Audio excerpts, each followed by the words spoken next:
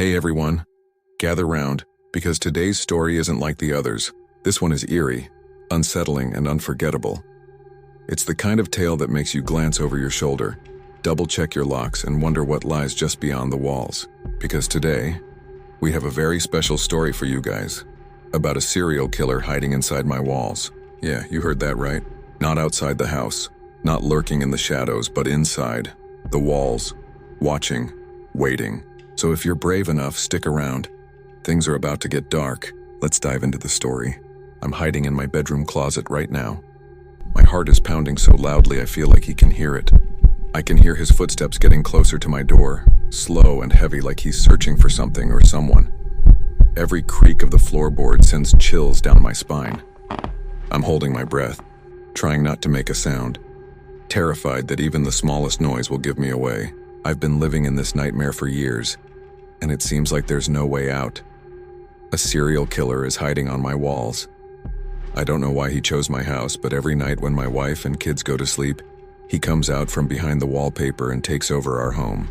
It started shortly after we moved into what we thought was our dream home in the suburbs. On the outside, it was everything we had hoped for.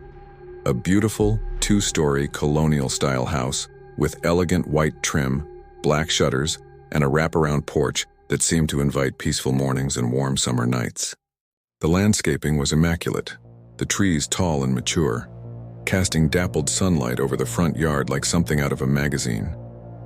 Inside, it was just as enchanting. The previous owner had poured their heart into a recent renovation. The hardwood floors gleamed with a rich, amber tone. The kitchen had custom cabinetry and marble countertops, and there were delicate crown moldings that ran along the ceiling like a quiet whisper of history. We truly believed we had found our little slice of heaven. After years of saving, planning, and dreaming, we had finally made it. The kids were over the moon.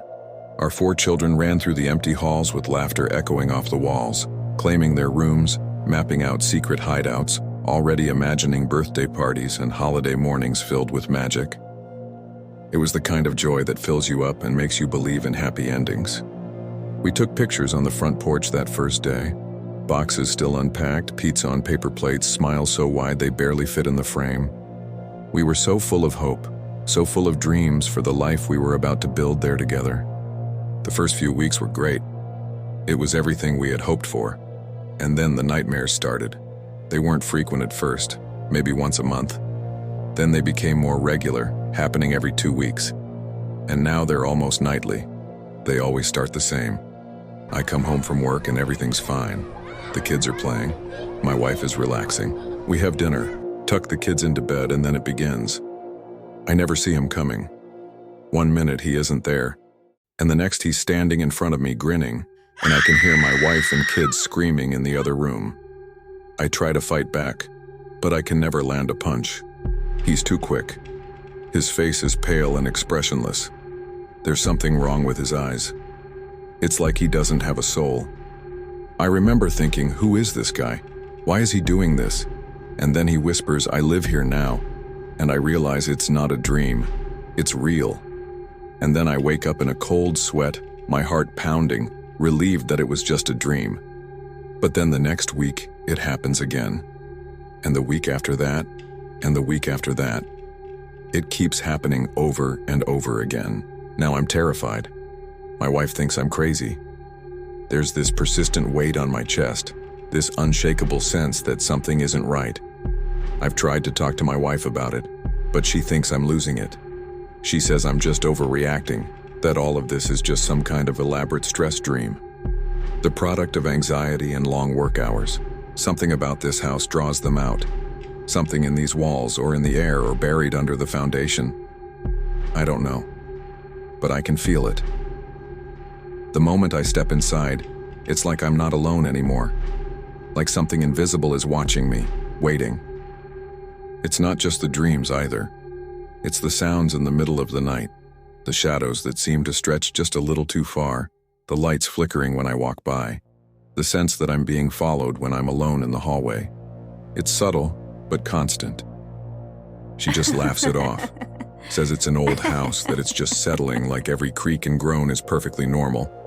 She tells me I'm being dramatic, that I need to stop letting my imagination run wild. "This isn't a horror movie," she says. "It's just wood and nails and insulation. Get some sleep and quit spooking yourself." But I keep telling her, I don't have these dreams anywhere else. Not at work, not when I stay at my parents' place for a weekend, not even in hotels on business trips. It's only here. I told her I do not have these dreams at work or when I'm at my parents' house. She tells me to stop being so dramatic and just get over it, but I can't. I'm afraid to sleep. Every time I close my eyes, I see his grinning face. I went to a therapist and he suggested that I was repressing my childhood trauma. I tried hypnotherapy, but nothing worked. The visions continued, night after night like clockwork. It didn't matter what time I went to bed or how exhausted I was when I finally laid down. The moment my eyes closed, it began. The same oppressive darkness, the same shifting shapes at the edges of my vision, the same silent figure watching me from the doorway. I haven't slept through the night in what feels like forever. I wake up drenched in sweat, gasping for air like I've been drowning in my dreams. Sometimes I wake up screaming. Other times I just lie there, paralyzed, heart racing, afraid to move. I'm exhausted all the time. It's not just a little fatigue. It's bone-deep, soul-draining exhaustion that coffee can't touch. My hands shake during meetings. I forget simple things, like names, dates, how to finish a sentence. I stare at my computer screen for hours, unable to concentrate, unable to think straight. My work is slipping through my fingers like sand. No matter how tightly I try to hold on, deadlines come and go and I barely notice. My boss has started giving me that look, the one that's part concern, part warning. He asked if I was okay last week and I lied. I said I was just going through a rough patch, that I'd bounce back soon. But I could see the doubt in his eyes. I know he's losing patience. One more missed deadline, one more botched meeting, and I'm probably out the door.